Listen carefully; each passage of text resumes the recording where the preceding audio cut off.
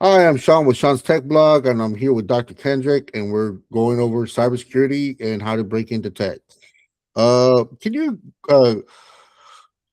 give a quick overview again on your background? You know, military to enterprise to education. You're teaching. You did some military, and then some of your cyber. You have a extensive experience. Yeah, so I started way back in '94 with the military. I started off with the Army on active duty, and then I switched over to a small company called VoiceStream, which then later turned into T-Mobile. And from T-Mobile, I moved over into some mom and pop shops during the recession. Then I started working for AT&T. Went back into the military in 20 something. I can't remember the exact dates. Actually, on the Army side, and then I switched over to the Navy as a maritime cyber warfare officer. And in 2019, I started teaching and instructing. And in 2020, I started my YouTube page off and on, going back and forth with that aspect of it. So that's me in a nutshell. Okay, thank you. So you lead a master's program. So what are students actually learning, and how does that translate right now into the job market? So master's takes what you've usually learned in a bachelor's level and it expands on it. It goes a little bit more in depth. And I'm going to kind of go into this, right? My own master's degree that I've got in cybersecurity opened so many doors for me that I didn't even realize were closed for me until I'd actually received it. The master's degree, it takes what you've learned from the bachelor's degree and it goes into a lot more depth, a lot more detail, a lot more research, right? So your bachelor's degree is kind of like monkey see, monkey do. We kind of hold your hand and we're like, hey, this is technology, this is the internet, this is cybersecurity, there's some basic programming, and this is what you should do. And by the time you get to the senior level, you're doing a little bit of independent thought and a little bit of independent research. When you jump into the master's program, it's more about let's deep dive into these figures, right? Let's deep dive into zero trust. Let's deep dive into computer program. Let's deep dive into malware analysis. And you know what? Let's do it on your own accord. So here's a textbook. We're going to lecture a little bit, but we want you as the student to kind of go through and extrapolate your own information and kind of not really teach us something, but really come up with something new and innovative that you've learned that isn't just written down, that isn't foundational, that's more advanced, that you wouldn't see in an undergrad program, right? And by the time you're done with it, you're an independent researcher, right? You're starting to do your own stuff. You have to remember that a master's degree in cybersecurity is considered a terminal degree, which means you're done. You're not usually doing a doctorate degree unless you're trying to do big time research or you're trying to do teaching. So that master's degree really goes into effect of saying, I'm a expert in my field. I understand not only the education, but I can put my hands on the keyboard and do all the great things. And one of the coolest parts, in my opinion, with a master's degree compared to an undergrad degree is you kind of get to choose your own adventure, right? You kind of get to go, well, I like this, and there are required courses, but you also get to go, I really want to dive into this aspect of it. This is really where I want my career to go. This is what fascinates me. And you can tie a lot of your papers, a lot of your research into that idea of this is where I want my career to go. This is where I want my academics to go. But it doesn't stop there, right? You get to go through and learn other things as well. So you can kind of culminate those into a bigger picture. And I think that's where a master's degree honestly beats an undergrad. People ask me all the time, they're like, hey, would you do another master's degree? Yeah, I would. And I've got 2 of them. I would 100% do another master's degree. I think they're fun. I think they're exciting. You get to do cool stuff with it. You get to go deep into your field. And then people ask me, would you do another bachelor's degree? Oh, hell no. You could not pay me to do another bachelor's degree, right? That bachelor's degree, I'm sorry, but that is so linear when it comes into it. And it's very much like, we're going to give you this canon of different information, and then we want you to all digest it, but just at surface level. And to me, that's horrible, right? It's required, and you need to do it, right? It's like that hurdle of like, do you really want to do it? Yeah, I do. But do I want to do it? No, I don't, right? Whereas a master's degree, you get to dive into every depth that you could possibly imagine. And it's all based on what you really want to do, which is cybersecurity, and go literally into it. And I get excited about master's degrees. Like I said, you couldn't pay me to do a bachelor's degree again, but I would do a master's. Okay, what do you see the biggest gap between cybersecurity education and what employers expect. So Is I that a think the thing? biggest, I'm sorry, say again. Is that a thing you see? It is. It depends on your instructors, right? And this is true of anything in life, right? You've got some great companies, you got some great managers, and you got some awful ones. And I think we've all, at one point in our time in our lives, have worked for a really bad manager, and hopefully we've worked for a really great manager. Well, school's no different. Sometimes you got a really great instructor, and they're on top of it, and they're excited about it, and they really want to jump into it, and they know their stuff back, sideways, and front and up. And then you've got other instructors, honestly, who you kind of wonder if this is where they went to die. I mean, I'll be honest with you, right? I mean, we've all had that one instructor where it's like, why are you even here? Yes, you know it, but getting information out of you is like pulling teeth. And even when you do talk about it, I'd rather almost die. Like, seriously, it's that boring, right? And so it really depends on those instructors a lot. I think a lot of universities, and I like to think the U of A is one of them, right, where we really kind of pick the instructors to the job because they want to be there. I'm not going to stand here and tell you that U of A has great instructors all the way around. I'm sure we've got a couple where students are like, oh my gosh, please, I will never take another course through with this person for the rest of my life. I know I've had instructors like that at different colleges, right? But I like to think that we've got really good instructors as well. So I think that really comes into play with, what's the difference between academia and real life is, if you've got a great instructor, you've got somebody that really knows the content and really loves teaching it and really loves doing what it's in, you're going to learn a lot from them. And that gap between academia and industry is very, very small, right? But then on other times, you've got an instructor like, here's the textbook, figure it out. And the gap is going to be very, very big. And so I think that's where universities get a bad rep is no one wants to talk about the great stuff. They always want to talk about the bad stuff. And unfortunately, sometimes that bad stuff is very relevant and it's very much there. Okay, and then that goes into what should students be able to realistically do, day one when they finish their degree? So for a master's degree or for an undergrad degree? Undergrad degree, when they're getting out and they have no experience, right? They got the degree, and realistically, should they be able to get a job in a system admin right away, or any of those roles? I think this is where there's a little bit of a disconnect between student expectations and university, right? Because let's be honest here, and I think I talked about this a little bit already, but you can't go through college and do the bare minimum and expect to succeed in life. It's just not possible, especially in technology, right? And so I think that's almost an unfair question, because you should be able to graduate with your degree and understand the basic foundations of what you're trying to study. If it's cybersecurity, great. If it's arts, great. If it's history, great, right? Whatever it is, you should be able to understand the foundational of it. But a lot more depends on the student than it does the actual college. And I know this comes from a professor, and so people are like, oh, well, wait a second here. You're just trying to give up, this thing. But let's be honest here. How many of your own colleagues have you seen who barely show up to class? They barely do the homework assignments. They don't learn it. They're just literally turning something in. And then they're upset when they graduate with this degree and they go in for that interview and they feel like they didn't learn anything. Well, of course you didn't learn anything. You didn't do the work.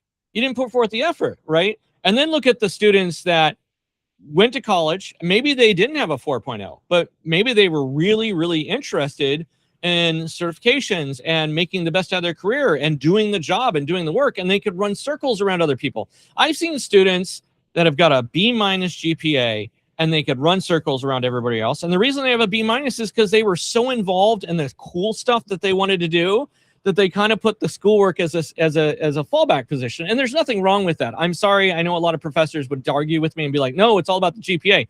I don't think so. I think that you need to walk out of college understanding what college is. College is a way that you have access to a structured material, professionals that are in their career field, people you can ask questions for. You get that nice little diploma at the end of it that says, hey, I graduated. But that by itself is never enough, right? If you go through college and you do the bare minimum, you can still walk out with a degree. It doesn't mean you're job ready. But what about somebody that went through and they did the homework assignments, but they went far above that? They went through and they created their own lab. They went through and did extra assignments. Maybe they were part of a club. Maybe they attended a CTF. Maybe they've got something else that's really cool on the side. that's where people start to shine, right?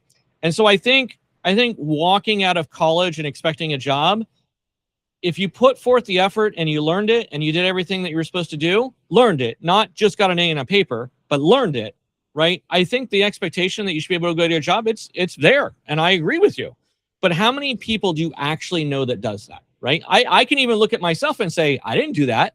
There are quite a few classes where, listen, I had 4 classes at one time. I'm trying to get an A, right? And am I learning the material, or am I doing as much as required for that professor to get me the A? I'm going to do as much as required to get that A. That doesn't mean I learned it. That just means I got an A in a paper. So learn the material, right? That's what you're supposed to be doing. You're supposed to be learning the material. The assignments are there to help you learn it. But I think we as students, and I include myself in that sometimes, is we don't take advantage of all the stuff that we have available to us to actually go forward and succeed. And if we took a step back and we were real with ourselves and said to ourselves, am I actually learning the material, or am I doing what's required for the assignment? Because let's be honest here, right? How many of us, and I'll raise my hand with this, how many of us have done the assignment and that's what we cared about? We didn't care what the actual learning was. We didn't care about the reading. We didn't care about the quiz. We just did the assignment to get the A so that we can move on with our lives. We've all done it, right? But is that going to get you a job at the end of the bachelor's degree? No. Yeah, I can agree with that. Getting the grades sometimes and not absorbing all the knowledge. I did that, I guess, too. So from your leadership perspective, what separates the cybersecurity professional, who's just doing the minimum, or just or who's going to be good? Like, what are they doing? Are they constantly learning? How do they stay active? It's the constant learning. Like, one of the things I love about cybersecurity is one of the things I hate about cybersecurity, right? One of the coolest things is that we're constantly changing. I mean, what other field has changed as much as cybersecurity and information technology has changed literally in the last 25 years? I mean, think about it. When I got out of the military in 2000, I was on dial-up, right? Dial-up. And a year later, I had 1 megabyte per second cable internet. And now I'm operating at almost what? A gigabit? Right? I mean, let's think about this, 1,000 megabytes per second. So let's look at that. The technology has changed. Look at the computer and the processing power. Look at RAM, right? I remember, and I know I'm showing my age here, I remember when 100 megabyte hard drive was considered to be the thing, and everybody was like, who in the world needs 100 megabytes? Like, I remember joking with people going, no one's going to buy that. No one's ever going to use that.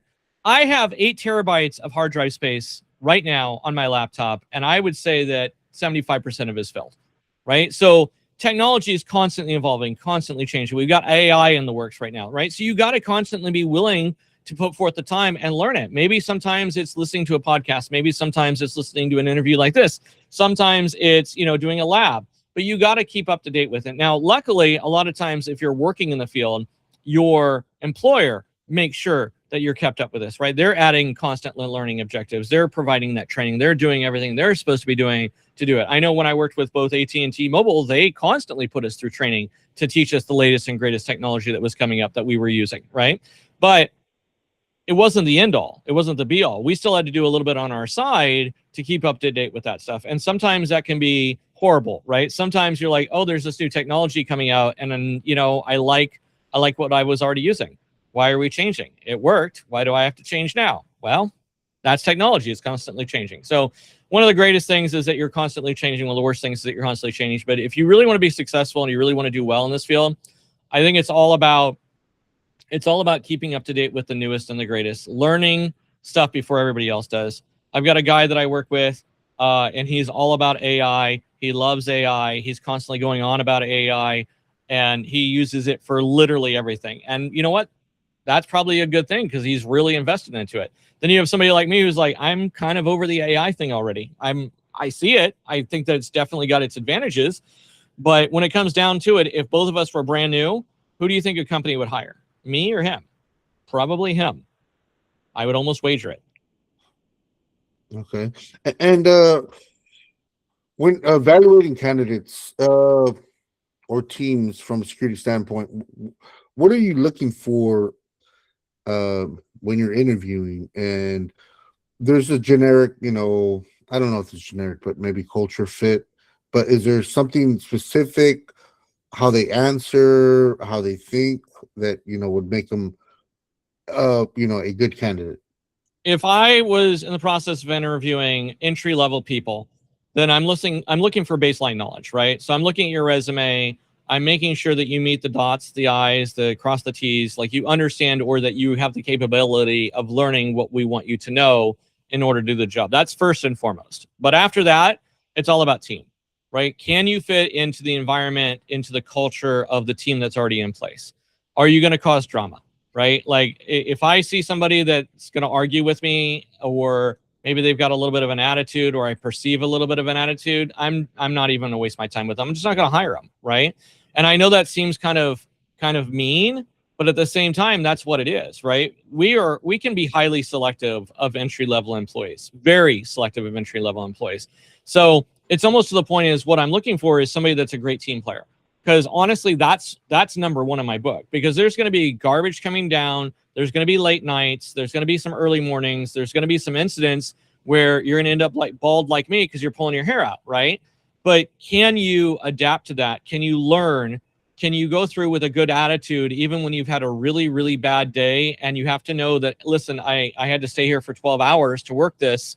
I finally got done, but I still have to come back to work tomorrow. Am I still going to have a smile on my face tomorrow?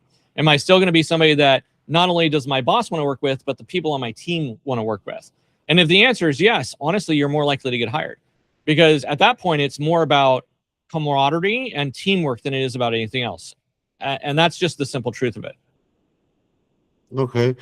And what are some real threats or issues organizations are dealing with today, that maybe you've dealt with, or that people don't really talk about that much?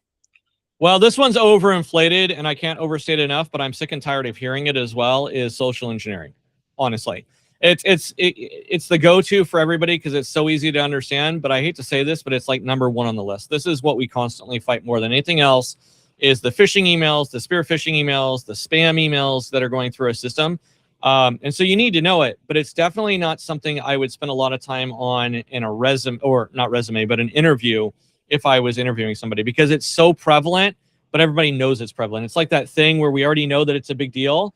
So, but you talking about it a lot in the interview almost discounts you. I can tell you, I was in an interview process about a month and a half ago for an organization, and they asked a very, very phishing email kind of answer. It's almost like that they were talking about, right? It's almost like the question was almost designed to tell me this is phishing, right? Which is fine, but every last one that we interviewed during that process said phishing. It would have been nice had one person stood out and said, well, it is phishing, but I'd like to use a different example if I may. Because yeah, it was phishing. You identified it as phishing, but then you went into a different tangent. So now you're thinking outside the box. And that would have gained more points than anything else, because the answer for the question was almost identified as phishing, but everybody went that direction. Does that kind of make sense? Did I answer your question? Yeah, maybe I should ask this. Was it about a specific phishing, like whaling versus something else?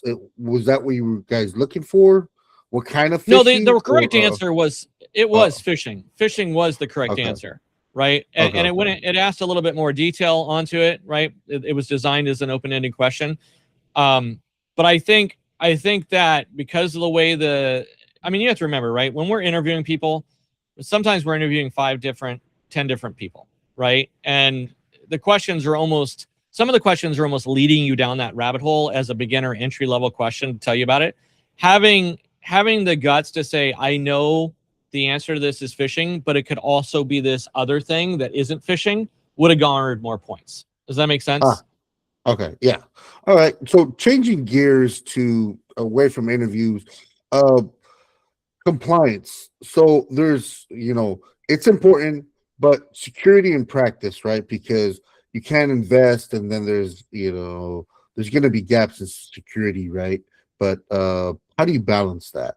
Okay, I hate to say this, but you broke up on me. Can you repeat that question?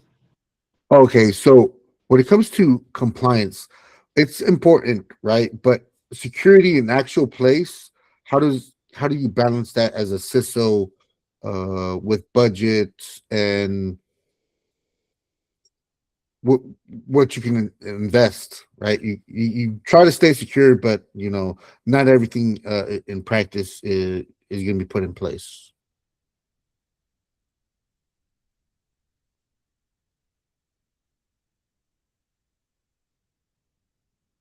I think I lost you again.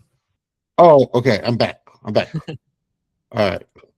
Um, so compliance is important. So in real practice, how do you balance that with budgets? So compliance is almost a regulatory requirement across the board. If you're trying to manage compliance with budget, you have to look at the bigger picture. And this is almost not entry level. Honestly, I would say that very, very few people would deal with this at entry level position. This is more of mid management to high level management when it comes into that budgeting concept. How do you go through and make sure that it's managed properly? It really comes down to reputational loss versus budgetary loss versus fines, fees, and penalties versus where the direction of the company wants to go, right? Because here's the biggest thing. When it comes to an organization, if they get a reputational loss for something because they're out of compliance, it doesn't matter how much it costs. A lot of times they're going to do it anyway, just because they understand that having a bad reputation for something will actually cost us more in the long run, right? So when it comes to compliance and budget, it's literally all about what makes sense and what's the bottom dollar. It really is. Because if I get a fine for $100,000 on a business, a company will say they would never do this, but they do, right? And it costs me $500,000 to fix it. Am I willing to take the risk if it's only a $100,000 fine and I don't think the reputational damage will be that much? I'm going to guess that most companies will say, I'm not going to fix it if I don't have the funds. I'll put that money somewhere else, right? And that's the reality. And, no company is going to admit that. No company is going to come out and say that's how it works. But honestly, that's how it works. Okay. And going into entry level again, if you could give one piece of advice to someone trying to build a cybersecurity right now, what would it be? I would tell you to do hands-on and communication. So, and this is what I mean, right? You do the labs, right? There's a lot of different platforms to do labs. There's a lot of different platforms to do your own home lab in. There's a lot of different things to get your hands dirty and actually start working on it. And that's part of it. But the second part is communication. Can you write legibly? And I'm not talking about handwriting. I'm talking about your emails. Can you create a report that actually makes sense? Can you walk somebody through your process legitimately? Think about it this way, right? If I put a problem in front of you and I said, here's an alert, I want you to investigate it, and you go forward and you investigate it, and you're like, I figured it out, it's all this great stuff, but you can't communicate that to me, what difference does it make, right? So a lot of people can either communicate very, very well, and they speak well, and they can go through it, but they have no hands-on capability, or they have a ton of hands-on capability, but they're such introverts that they can't actually discuss what they did, whether in person or in writing, to go through the flow. And then when you are communicating, can you make it short, sweet, and succinct, right? I don't want to read a 30-page paper on it. And this is where I'm going to pick on colleges a little bit, right? A lot of colleges are like, I want a 30-page essay. I'm going to tell you right now, in no time in my professional career ever outside of academia have I ever asked anybody for an essay, ever. Right? Now, I've asked for reports, but a report is not an essay. A report is like, give me the down and dirty. Who, what, when, where, how, and why. That's what I want to know. You know what I mean? And so I think people that are trying to break into entry level, they need to get that mindset and start writing that down as they're going through. Who did it? How did it happen? Where did it happen? Why did it happen? How do I fix it? All of those things. And I'm sure I missed a W in there somewhere, but you get my point, right? Go through that process and start writing it down, and then prepare yourself, right? If you were supposed to talk about this in an interview setting, or even as briefing somebody or a group of people, can you do it? Because that's a skill set, and a lot of people can't do that in today. A lot of people are like, oh, I'm going to write it in an email, or I'm going to do this. Even if it's a video and you're just recording yourself doing it, do it. Believe it or not, you'll get better at talking. Okay. And following up with that, so we're talking about hands-on.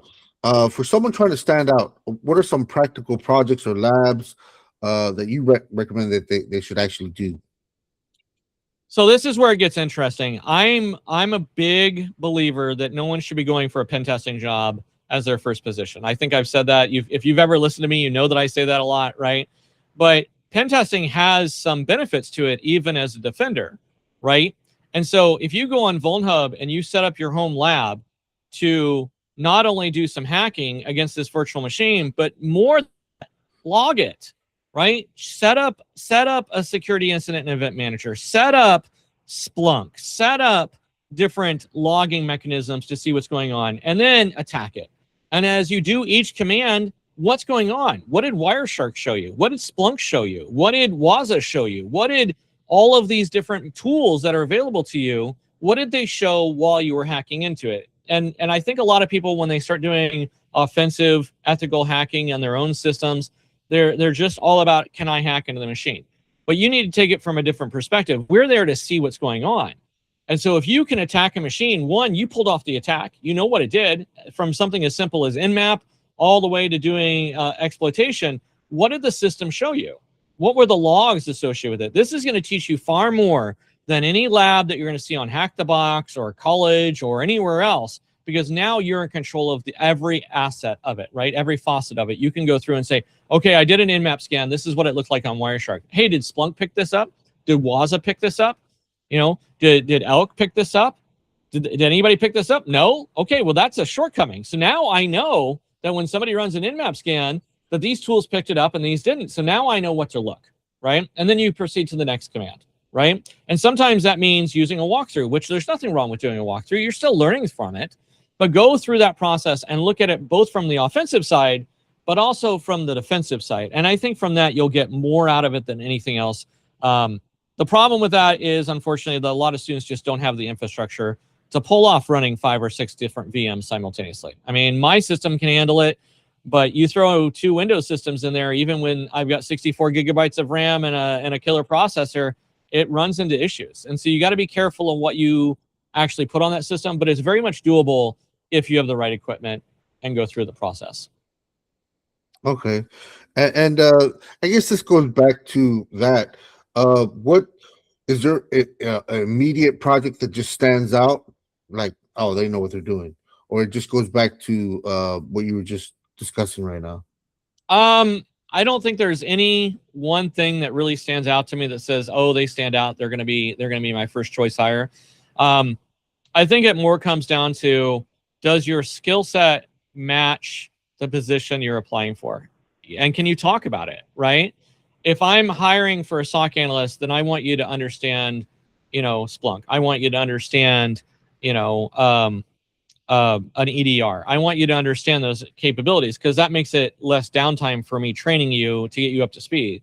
But if you don't have any of those skills and I'm looking for somebody entry level, I don't necessarily need you to have those skills, because maybe the job doesn't require it. It really depends on where the company or the business is at that time. I've been in positions where we 100% are short on people and we need somebody that understands it. We want the quickest turnaround time that we can possibly get because we're undermanned, right? We're missing like 5 or 6 people, or maybe our people are overworked. And so I want somebody to have those valuable skills.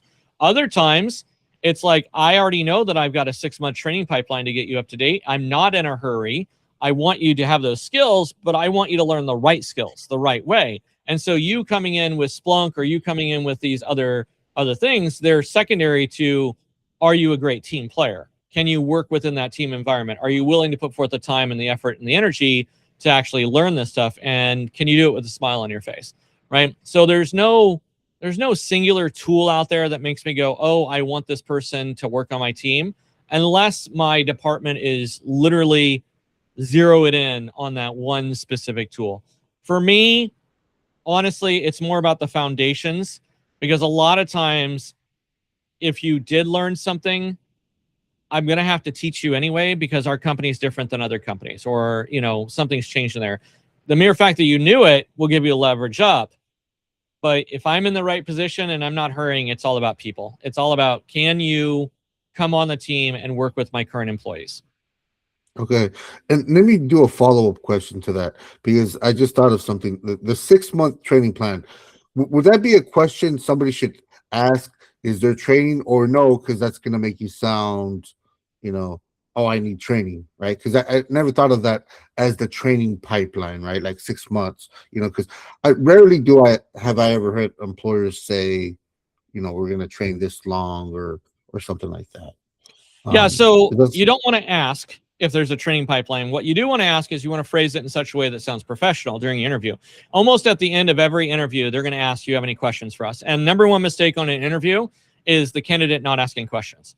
Because if the candidate doesn't ask questions, then it says they're not really interested or they weren't prepared or they're overwhelmed.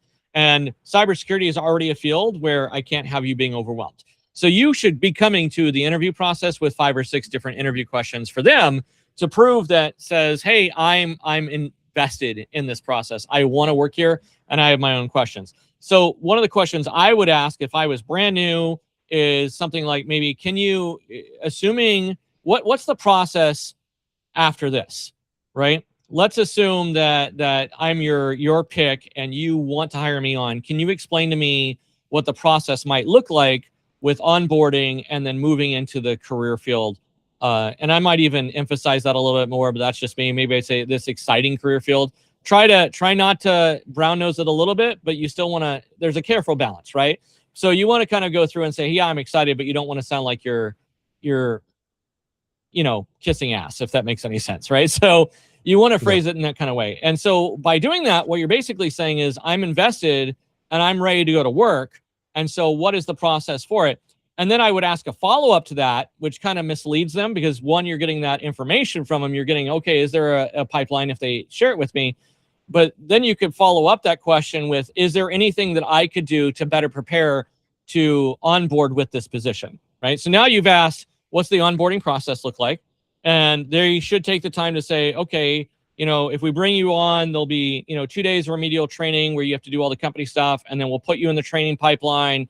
And from there, you're going to learn about this, this, this, and this. And that's standard where most interviewers will answer that right off the bat, right? And then follow up, is there anything that I can do in the meantime to better prepare to onboard with your company? And there's 2 reasons to ask that question. One is because I'm saying that I'm invested and I want to come work for you. But more than that, I'm willing to put forth the effort right now to prepare to take that position because I know I'm the best candidate for this team and you should hire me on because I already know that I'm going to come work for you and you should know that I'm coming to work for you too.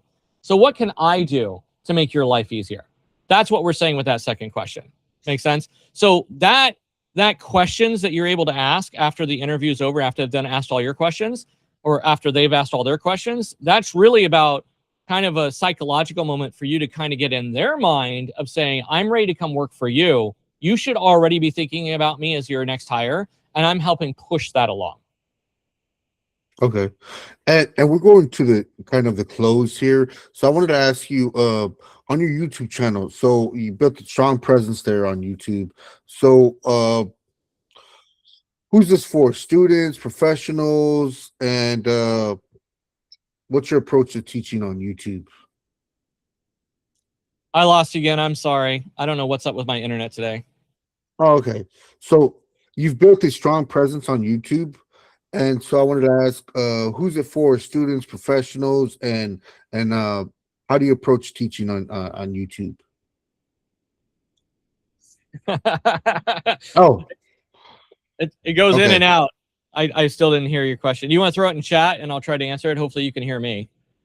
Yeah. I can hear you. Let's see. All right, let me just copy this one here. Yeah, I'm sorry. I don't know what's going on with my internet today. There you go.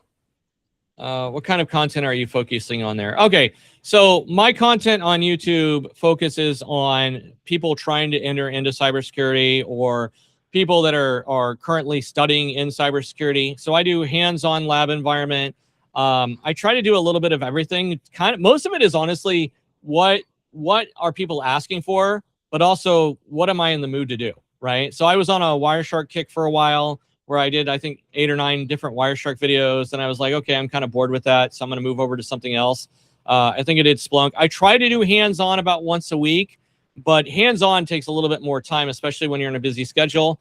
And so I try to do it, but more than that, I want the hands-on to be useful, right? I want it to be somebody that maybe has touched a tool like Wireshark. Maybe they've touched Nmap before. Maybe they've touched OWASP Zap before, and they didn't think about it in a different way, right? Into getting a hired way. And so I'm trying to take that same concept that maybe you've already learned, or you've already touched on, and kind of open your eyes to why we want to learn it, or the different ways to learn it, or maybe go in depth with the tool in a different kind of fashion. That's the tool side of it. On the talking head side of it, where I'm just sitting there talking out my words, right? Sort of like on an interview. It's more about what value or what questions have I seen from people on LinkedIn, or somebody's instant message me messages. Believe it or not, I get a lot of people that hit me up on LinkedIn and they're like, hey, I have a question on this. Would you answer this for me? And a lot of times that's where I get some of the ideas for my own videos. Like my recent video that just came out, which really kind of blew up. I was kind of surprised, which was, you know, what hands-on material should I get to help me prepare for a job, or would make my resume stand out? And so I did a video on that, of things that I would do from a different perspective. And a lot of times I have to look back on my own history, both from interviewing for positions, but also from interviewing different people, and go, okay, what did somebody do that made me really stand out, or made them really stand out when I was interviewing them, that made me go, you know, that's a person I want to hire? And there are a few exceptions out there, but 90% of the time it's just attitude. It's they came in with a smile. I felt like they connected with the team, with people on my team, even though they never met with them. I felt like they had a good personality. They would show up. They wouldn't complain about the workload. They were eager to learn. They just had a really great attitude going into it, and they were personable, right? And believe it or not, that's a lot of what the interview is. But I also like the one pager that I showcased. That was actually somebody that interviewed with me. I think it was like 3 or 4 years ago, where they came in and they had this one pager, and it was very well written out. It had graphics on it, and I could literally look at it. I could see what the project was. And it was like, I did this, this, and this. And it wasn't too wordy. There were a lot of pictures on it that made sense. It was just very professionally done as a report, but it was only one page. And what it allowed me to do was like, okay, here's their resume, and here's this other document that says I did something interesting. Well, of course, now I want to ask about the something interesting, right? And that was legitimately like the best way to hijack an interview ever, if that's in their capability, because now I'm invested in this piece of paper that has nothing to do with the resume. How many other people brought that? Nobody. Nobody else brought a single piece of paper that talked about something interesting that they did. And so now we want to ask about it. So this puts him in a position to where he's leading the interview towards his spotlights, which is the coolest thing that you could possibly do as an interviewee. And that's where that idea. It wasn't an original thought. Somebody else came up with it, and I just stole it.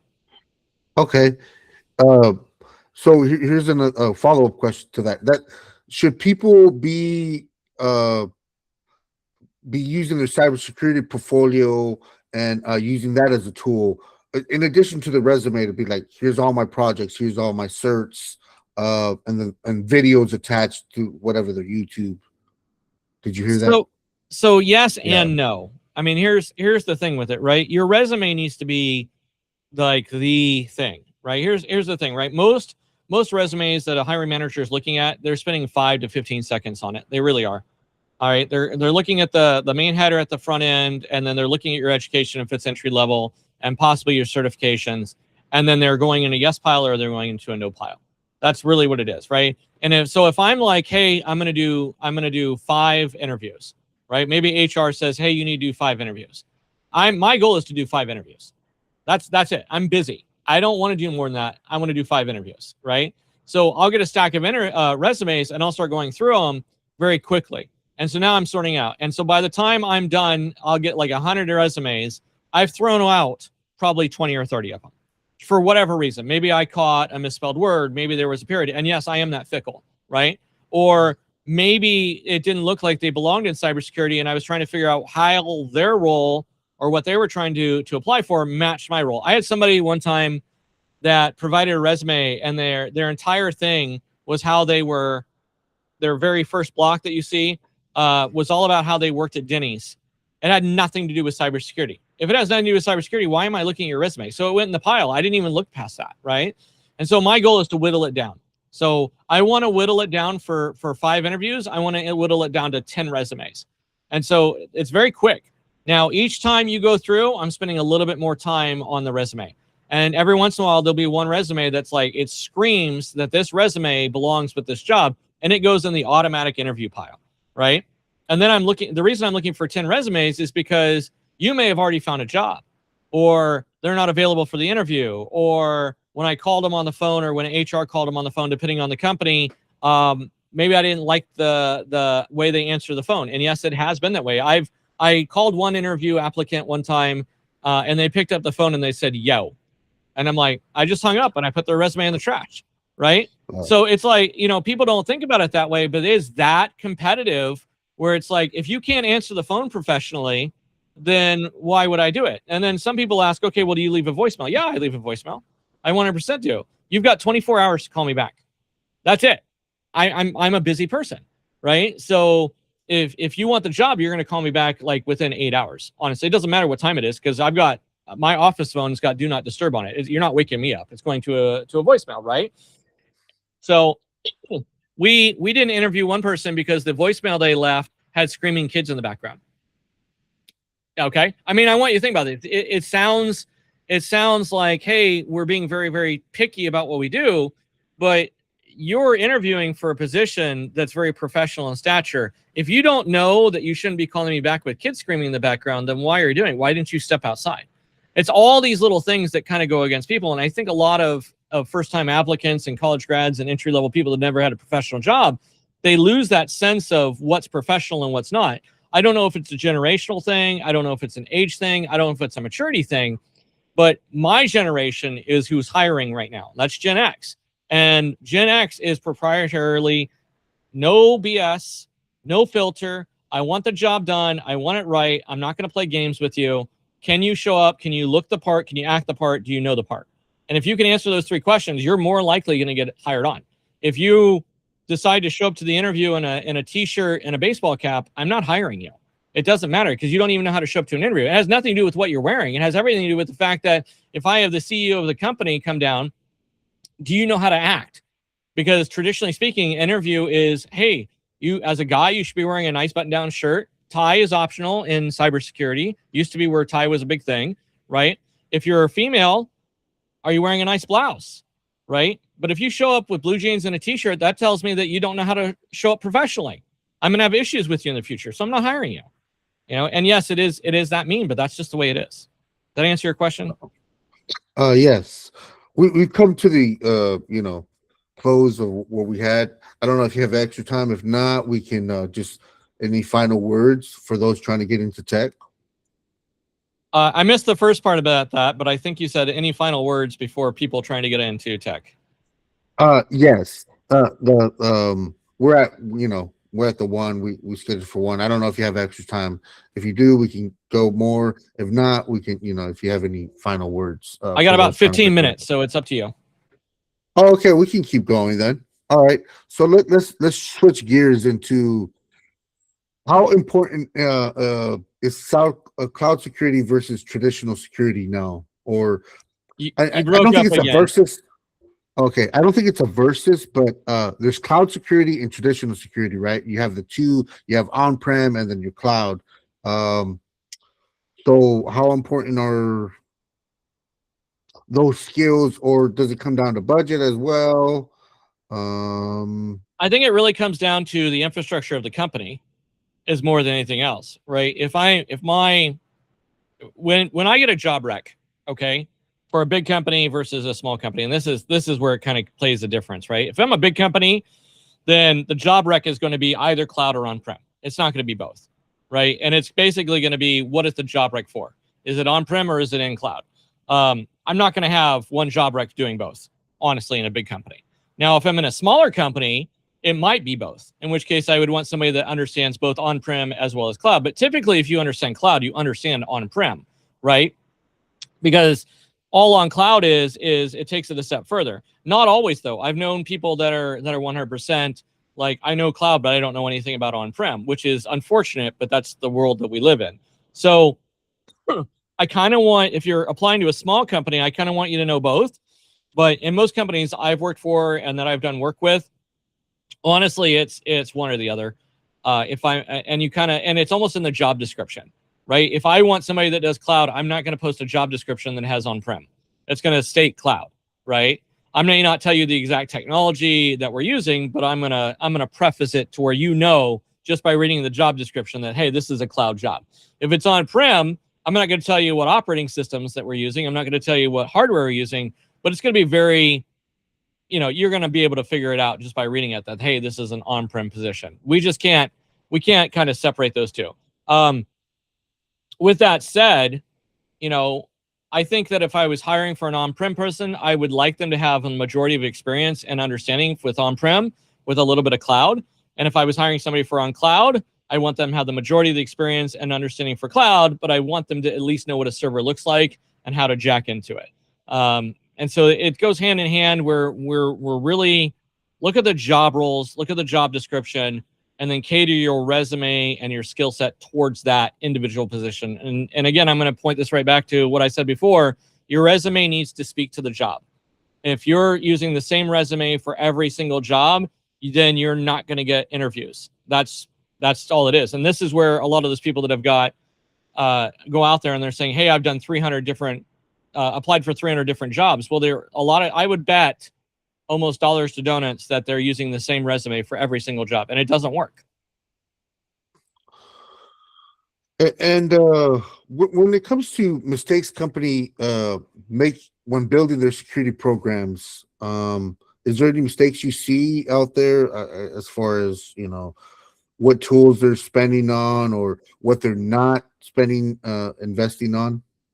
So every company is going to have mistakes that they make. It doesn't matter how big or how small they are. I guarantee that every company makes mistakes. The most prolific ones that I've seen is lack of training. And it's not for the IT or cyber people. It's actually for everybody else, right? Because most attacks actually come from people doing stupid stuff. And we can fix that if we just did legitimate training for them. And I'm not talking about the 2-hour video training that you use once a year that's mandatory, right? We all know that doesn't work. We all know that you skip through it and then you answer the question, or you get your friend to answer the question and figure out what their answers were, and then you copy them over. We all know that, right? That's not what I'm talking about. Having somebody on your team or with HR go through who can actually do real in-person training with posters and everything else and force you to be there and force you to pay attention. That's probably the biggest one out there that a lot of companies ignore. Companies don't want to admit it. They don't want to accept that fact, but that's the majority of what I see, honestly. One of the biggest mistakes. So let me follow up with that. So are we talking about we're doing the simulation with them, we're sending them the email, where we're walking through, we're I don't know, doing, we got into the badge or we did some social engineering. Are we going that far in on some of that? No, we're more going into an hour-long course where somebody sits there and they say, this is what a phishing email looks like. Notice these things on it, right? Don't click on the link. If you click on the link, this is what happens. Let's not let our curiosity, and then providing real-world consequences. I think a lot of the problems that we have with training people that are not cyber and IT or don't understand that technology is, I relate this back to the teenager that I'm raising, right? He wants to know why, right? It's not enough to tell him don't do that anymore. Why doesn't he do that anymore? You know what I mean? And you have to explain it. And I think a lot of companies treat their employees like 3-year-olds. They're like, don't do this or you're going to get in trouble. They don't tell you why. They just tell you not to do it. So what happens is you ignore it because a lot of times employees feel like, okay, I'm being treated like a child, but 2, you don't realize that it's that big of a deal. Right? And so you quickly forget it. You're like, oh, don't click on the phishing email link. And they're like, okay, I get that. I know I'm not supposed to click on the link. And they don't even look at it twice because it's just a link that came in an email, looks legitimate, and they don't second guess it. They just click on it. But what if I were to tell that same person that when you click on that email, you could actually potentially cause our company a $10 million in damages, and your pay raise is going to go out the window because now instead of giving you a pay raise, I have to pay $10 million to fix all the problems that one little email caused because it spread ransomware throughout the entire company. And then we had to use overtime, and we had to bring outside contractors in, and we had to do this, and we had to do this, and we had to do this. So now I can't afford to give you a pay raise. Now I guarantee you as an employee are going to pay attention next time you see a link to make sure that, hey, do I really want to click on that? Is it legitimate? Right. And then we need to provide the tools and the know-how to go through it and say, okay, well, if you see this and you're not confident it isn't phishing, forward it to us. We'll get back with you in about 4 hours and tell you if it's a legitimate email or not. And then you can open it. You know what I mean? But having those safeguards in place is where I see a lot of companies fail in their security program. It's not the tools. It's not the training for the employees that actually work in the field. It's the training for the employees that don't work in the field. You know what I mean? Okay. And how can IT work with onboarding and offboarding when they're trying to get people in to think get a security mindset? Is that during orientation? And then you would incorporate something training like that individually with that person to kind of ingrain it I think with it's the a team? different, yeah, it's a different levels. You want to do it at orientation, then you want to do it about at least twice a year, right? But then you want to do spot training as well, right? If somebody makes a mistake on their laptop, we don't want to just, put the hammer down on them. We want to say, hey, just an FYI, this happened, this is why. We want to do those mock phishing emails that you were talking about, right? We want to put posters up in elevators, right? It's an entire program. It's not a one and done thing.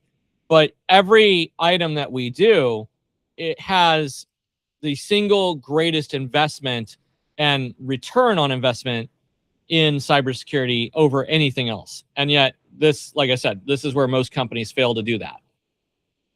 Okay. And now I'm going to go back, shifting back to you got your sock roll, right? You're in your first sock roll.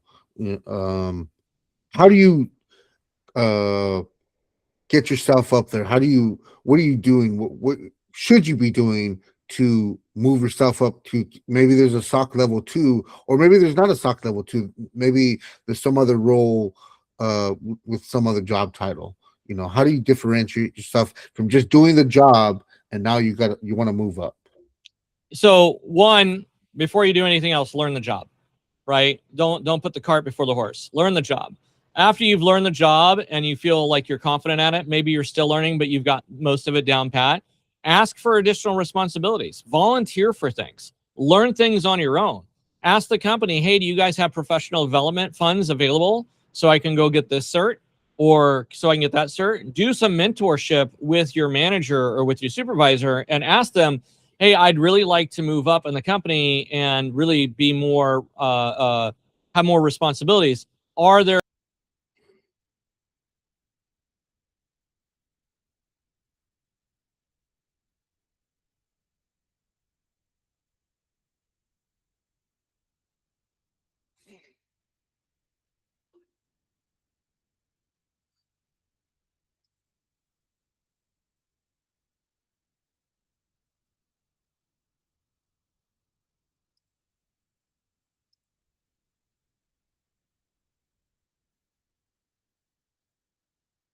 You there?